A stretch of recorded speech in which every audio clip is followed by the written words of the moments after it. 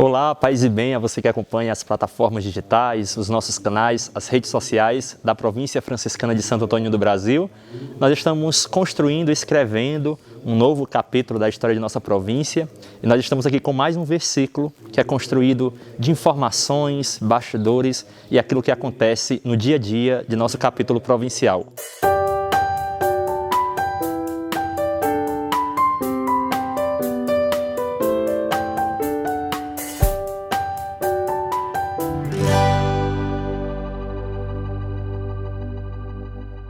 Hoje chegamos ao quarto dia de capítulo, com um climazinho favorável, de chuva, lavaram nossas almas, essa água que vem do céu, assim também como lá na Bahia, né? Com a lavagem do Bonfim.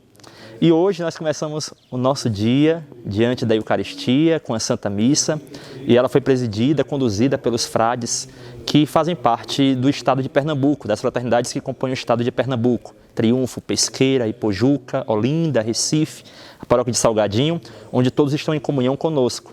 Frei Paulo Santos, que pregou, fez a homilia da celebração, que inclusive hoje comemora 10 anos de ordenação sacerdotal, falou para a gente elementos muito importantes e que é necessário, nesses dias, tomarmos decisões precisas diante da realidade da caminhada da província. Ele também alertou para que a conversão, a mudança que a província precisa ter, precisa acontecer dentro da província, começa com a conversão pessoal de cada frade. Ele mostrou ainda dois exemplos. O exemplo dos filhos de Eli, na primeira leitura, no livro de Samuel, que se aproveitaram do sagrado para ganhar uma batalha que acabaram perdendo. E a segundo exemplo que foi do leproso do Evangelho de São Marcos, que chega para Jesus e se coloca diante da vontade de Deus. Se queres, pode me curar. Diante desses dois exemplos, ele pediu para que nós refletíssemos se nós queremos usar do sagrado para alcançar as coisas, de qualquer forma, fazendo a nossa própria vontade, ou se nós queremos, assim como o leproso, estar abertos ao processo do que Deus tem para a nossa província. Você pode conferir um pouco mais sobre essa reflexão no nosso site. Hoje também nós estamos aqui nesta casa especial, Convento de Ipuarana, que recebe os encontros capitulares desde o ano de 1951. E você vai conferir agora no nosso versículo uma matéria especial contando um pouco da história desta casa e a alegria de receber mais um encontro provincial. O Convento de Santo Antônio de Ipuarana guarda muita memória afetiva da província franciscana de Santo Antônio. Desde quando foi erguido, a preocupação e o cuidado com as vocações formaram jovens para a missão franciscana. Frei Anésio, desde sua volta à casa em 1967, vive no convento há 57 anos e tem muita história a contar. As vocações, a província foi restaurada na província da Saxônia, da Alemanha. Mas aí pelos os anos 20, 30, foi diminuindo as vocações, foi se acabando, né?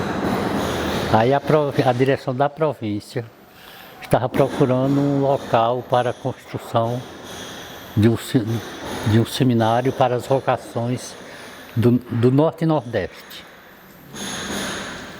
Ia ser construído em Paudalho, perto de Limoeiro. Mas quando o padre Delgado, que era o pároco aqui de Campina Grande, que foi bispo de Caicó, não é? Depois Fortaleza, ele foi bater no Recife, falar com o provincial, que aqui nessa região de Campina Grande tinha um local muito favorável. Então nessa época era Frei Pedro, era o provincial. Ele logo veio aqui olhar a região, aí agradou-se. Tinha muita fruta, era fértil, verdura. Então, e veio diversos frades. Então aprovaram aqui a construção deste colégio ser para as vocações do Norte e Nordeste ser aqui, em Lagoa Seca. E de forma que quando foi em janeiro, 28 de janeiro de 1940, foi lançada a primeira pedra aqui. Foi a maior festa que houve aqui nessa região de Lagoa Seca, foi no lançamento da pedra fundamental. Aqui no começo trabalharam umas 200 pessoas. Então foi uma cidade aqui. Uma cidade que construíram aqui. Lagoa Seca era só uma vilazinha durante uns 40 anos. Era só uma ruazinha e a subida para o cemitério. A cidade de Lagoa Seca era aqui o convento. Sim, aí foi escola apostólica, quer dizer, o seminário, né? Era para vocações sacerdotais e a parte do convento para os irmãos. De forma que funcionou assim uns 30 anos, de 40 a 71. Foi justamente 30 anos que funcionou. E depois a direção da província reuniu-se, fez uma avaliação, achou melhor partir para outra experiência, mas que a casa funciona ainda com a mesma finalidade, para os encontros, retiro do clero e qualquer tipo de encontro que aparece. A finalidade ainda continua, não é? A partir de 51 sempre foi aqui. O primeiro capítulo foi em 51 aqui. O convento, ao longo do tempo, tornou-se um lugar de acolhida, formação e cuidado. E esse convento, que é um símbolo da nossa província franciscana de Santo Antônio do Brasil, ele traz em si essa história vocacional, né? Porque foi construído à época, né? Há 84 anos, para acolher as vocações, né? Vindas de todas as partes do Nordeste e aqui então poderem ser iniciados, né? Nos estudos, para em seguida serem iniciados na formação franciscana. Então esse convento traz essa marca, né? De ser uma terra santa vocacional, como nós muitas vezes dizemos, né? E hoje em dia é um convento que abriga a etapa de formação do noviciado, né? Aqui em Puarana nós temos a Casa Porciúncula, onde funciona atualmente, né? Onde se acolhe a etapa do noviciado das nossas duas entidades franciscanas do Nordeste, a província franciscana de Santo Antônio do Brasil e a província franciscana Nossa Senhora da Assunção, né? E as outras duas realidades que compõem também essa casa são a dimensão dos encontros e eventos que o convento de Puarana abriga, retiros do clero de diversas dioceses, né, da Paraíba e do nosso regional da CNBB, e também a realidade de casa de cuidado com os nossos idosos. Então o convento de Puarana hoje, podemos dizer, né, tem essa tripla missão, né, formação, cuidado com os frades idosos em situações especiais e também ser um local que abriga grandes eventos. A preparação para a acolhida do encontro, que representa a estância maior da província, começou ainda em dezembro do ano passado e é possível ver a cada dia o cuidado que continua em cada detalhe. Pois é, a cada evento que o nosso convento acolhe, ele sempre tem a missão, né, de preparar a casa, né? Preparar logisticamente, preparar a questão de manutenção, hospedagens, quartos. Mas para nós frades, preparar a casa para o capítulo, então, se reveste, né, de um significado especial. Porque não é só mais um evento que a casa acolhe, mas é a estância máxima da província, né? Esse momento tão ímpar que São Francisco queria que a gente celebrasse com tanto amor, com tanto empenho, né? Então a preparação aqui na casa já começou desde dezembro, né? Quando nós começamos com muito carinho a preparar os quartos para receber os frades, né, que seriam hospedados. Estamos em torno de 80 frades aqui na casa esses dias, né? Desde a preparação da cozinha, o cardápio, o refeitório, os espaços em comum, o auditório, até os espaços mais gerais, né? Os claustros, os jardins. Então toda essa preparação que envolve uma equipe grande da casa, né? Não só nós frades, mas todos os nossos colaboradores, é em vista disso, né? De sempre deixar o convento de Puarana essa casa de acolhida, né?